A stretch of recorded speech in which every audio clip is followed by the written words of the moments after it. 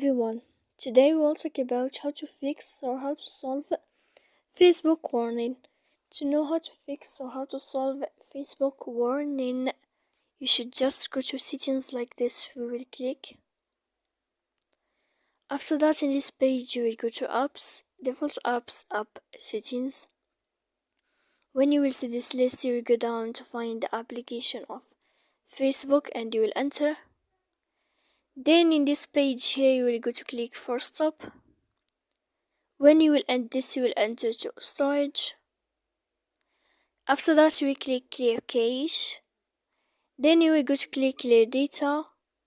And when you will end all this stuff here, as you see, you can turn off your phone. So please don't forget to support us by like and subscribe. See you next time in another video. And thank you for your attention.